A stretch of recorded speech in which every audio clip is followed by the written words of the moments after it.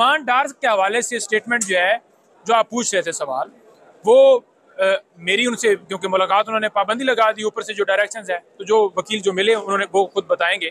और तीसरी बात यह है कि वो इस तरह से मेंटली तौर पर शिकार हो चुके हैं कि केक लेकर वकील गए हैं, वहां पर उन्होंने रखा है टेबल, उन्होंने कहा जी टेबल उठा लें।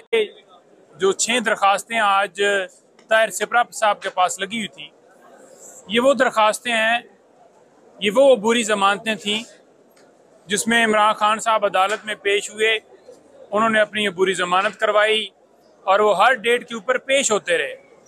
और इस बुनियाद के ऊपर ये जमानतें खारिज की गई कि इमरान खान साहब इस डेट के ऊपर अदालत में पेश नहीं हुए। कितनी अफसोस की बात है, कितनी मज़ाक़ा खेज़ बात है कि इमरान खान साहब जेल में हैं, पाबंद सलासल हैं, और जेल के अंदर वो क्योंकि उनको कैद किया गया है तो उनको पेश करवाना सरकार का काम है, सरकार की ड्यूटी है कि वो पेश करवाएं। जानबूझकर वो नहीं हो रहे कि जानबूझकर वो खान साहब अदालत में पेश नहीं हो रहे। हमेशा ये तब कहा जाता है कि फलाना एक्यूज जो है वो अदालत में पेश नहीं हुआ तो अदम हाजिरी की वजह से ये जमानतें उसकी खारिज की जाती हैं, यानी कि उसकी इंटेंशन हो वो जानबूझकर अदालत से भागा हुआ हो। तो ऐसा नहीं है। खान साहब तो क्योंकि गिरफ्तार हुए और उसके बाद उन्हें जेल में डाल दिया गया, तो जब जेल में डाले गए हैं तो उसके बाद पेश करना सरकार का काम है। अब सरकार क्या कहती है जी इसके ऊपर? सरकार कहती है जी कि सिक्योरिटी के इंतजाम ठीक नहीं है, सरकार कहती है जी ऑफिशियल सीक्रेट एक्ट की कार्रवाई चल रही है। बात यह है कि जब 26 घंटे ऑपरेशन जमान पार्क में किया गया एक वारंट की तामील के लिए, जो कि सिर्फ इसलिए होता है कि वो बंदा मुतलका कोर्ट में पेश हो, तो वो जो किया गया वो क्यों किया गया कि इमरान खान साहब पेश हों? प्रेशर क्यों डाला गया? वो सारी कार्रवाई क्यों की गई कि इमरान खान साहब को पेश किया जाए?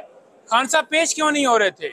खान साहब इस वजह से पेश नहीं हो रहे थे कि वजीराबाद में हमला हुआ, इमरान खान साहब को इंजरीज थी, मेडिकल रेस्ट के ऊपर थे, हमने कानून के मुताबिक एग्जाम्पशंस फाइल की, हमें एग्जाम्पशंस मिलती रहीं इसी बुनियाद के ऊपर कि वो पेश नहीं हो सकते क्योंकि मेडिकली वो फिट नहीं है, और सिक्योरिटी के खदशात थे। F8 कचहरी में, F8 में रोज़ाना वाक़े होते थे।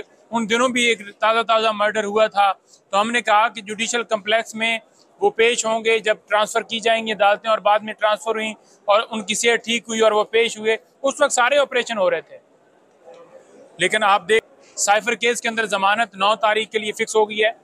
नैब अलकादर ट्रस्ट केस, तोशा खाना नैब वाला केस, वो भी 9 तारीख के लिए फिक्स हो गया इस्लामाबाद हाई कोर्ट में। और हम पूरी उम्मीद करते हैं कि मेरिट के ऊपर फैसला दिया जाएगा और खान साहब की जमानत फौरन। साइफर केस के अंदर तो देर करनी नहीं चाहिए, क्योंकि ये हमारे लिए बहस कौम एक शर्मिंदगी वाला मामला है कि बाहर से धमकी मिलती है और हम अपनी हुकूमत जो चल रही है, बेहतरीन मईशत जो है वो रेट जा रहा है, और उस धमकी की सूरत में वज़ीर आज़म को हटा भी देते हैं और साथ ही हटा के उसे गिरफ्तार करके FIR भी देकर अमेरिका को कापी भिजवा देते हैं कि ये लें जी आपके हुक्म की तामील होगी। प्राइम मिनिस्टर जो हल्फ लेता है, उस हल्फ के अंदर ये शामिल है कि कोई भी ऐसा मामला जो अपनी जो मुल्क के अंदर जो अपनी कौम को वो बताना ज़रूरी समझें तो वो बता सकता है। ये प्रोटेक्शन उनका हल्फ देता है, ये उनके हल्फ में शामिल है। तो उन्होंने क्यों बताया? उन्होंने इसलिए बताया क्योंकि हमारे इंटरनल मामलात के अंदर मुदाखलत की गई और उनका ये फ़र्ज था कि वो बताएं। और कोड्स नहीं शेयर किए गए, बल्कि जो साइफर था उसको डीक्लासिफाइड किया गया। डीक्लासिफाइड करके उसका तर्जमा, उसका मफहूम जो है वो कौम को बताया गया कि इस तरह से हमारे अंदरूनी मामलात में मुदाखलत हो रही है। अब साइफर केस की समाअत अभी भी हाई कोर्ट के अंदर बेशक ओपन हो गई है। बड़ी मैं वाज़ेह करना, कन्फ्यूजन है लोगों को कि शायद अब जो है वो जो ओपन ट्रायल होगा, जो ट्रायल कोर्ट के अंदर जो है समाअत है, जो जेल के अंदर है, वो इसी तरह से सीक्रेट हो रही है। उन दरखास्तों के ऊपर फैसला महफूज है, अभी तक उसके ऊपर फैसला नहीं हो रहा। 25 तारीख का फैसला महफूज किया हुआ है। हम ये कह रहे हैं कि अदालत वहां पर अडयाला जेल में जा ही नहीं सकती। अदालत को जो शिफ्ट किया गया है, वो जो नोटिफिकेशन है, वो नोटिफिकेशन को कलअदम करार दिया जाए। उसके ऊपर 25 तारीख का फैसला महफूज है, वो फैसला नहीं सुनाया। फैसले महफूज कर लिए जाते हैं, फैसले नहीं सुनाए जाते। दरखास्तें लगती हैं, दरखास्तें अर्जन कर दी जाती हैं। तो इसे कहते हैं कि जो आर्टिकल 10A के तहत फेयर ट्रायल नहीं मिल रहा, ड्यू प्रोसेस नहीं हो रहा। तो हम ये इस्लामाबाद हाई कोर्ट से भी इल्तिजा करते हैं कि तमाम दरखास्तों के ऊपर फैसला दिया जाए। सुप्रीम कोर्ट से भी इस्तदा करते हैं कि वहाँ पर 90 डेज के अंदर इलेक्शन वाला मामला पेंडिंग है, ऑफिशियल सीक्रेट एक्ट और आर्मी तरमीमी एक्ट के अंदर जो दरखास्त तरमीमी जो बिल किया था उसके ऊपर दी हुई है वो पेंडिंग है। और इसके साथ साथ वहाँ पर जो सिविलियन का मिलिट्री ट्रायल है नहीं हो सकता, इस हवाले से दरखास्त पेंडिंग है, वो नहीं हो रहा डिसाइड। जो लोग इस वक्त गिरफ्तार हैं, जिन लोगों को जेलों में डाला गया है, जो बेगुनाह इस वक्त कैद है, उनकी जमानतें, उनकी दरखास्तें नहीं लग रही, बेंच लगते हैं, बेंच टूट जाते हैं। तमाम जो हमारे मुल्क के जो शहरी, आपके बच्चे, आपकी बहनें, आपकी बेटियां, ये सुप्रीम कोर्ट से हम मुतालबा कर रहे हैं कि उनके ऊपर नोटिस लें और उनको इंसाफ दें। वो आपकी तरफ सारे देख रहे हैं, ये पूरी कौम आपकी तरफ देख रही है। और जब सुप्रीम कोर्ट स्टैंड ले जाएगी तो बाकी जितनी अदालतें हैं पूरे मुल्क के अंदर, तमाम को हौसला मिलेगा और तमाम के ऊपर जो प्रेशर डाला गया है कि जब कोई अदालत फैसला करने लगती है तो अदालत के सामने आकर जो है वो प्रेस कॉन्फ्रेंस की जाती हैं और फिर जो है वो एहतजाज किया जाता है और लोग बुलाए जाते हैं कि आप जाएं कॉन्स्टिट्यूशन एवेन्यू के सामने आकर एहतजाज करें, जहां पर जलसा एहतजाज की पाबंदी है। हुकूमत जो है प्रोटेक्शन दे रही है कि आप जाएं, वो जंगले क्रॉस के अंदर जाते हैं। तो ये मुल्क के अंदर हाल है। कोई सवाल है तो आपने? कल आपकी लीगल टीम की मुलाकात हुई है खान साहब से, उस्मान डार का भी जिक्र किया होगा, जो संगीन इल्जामात लगाए गए। तो खान साहब का रिएक्शन क्या था? कल जमान पार्क भी पुलिस पहुंच गई, अडयाला भी पहुंच गई, आपको केक नहीं काटने दिया गया, इस पर आप क्या कहेंगे?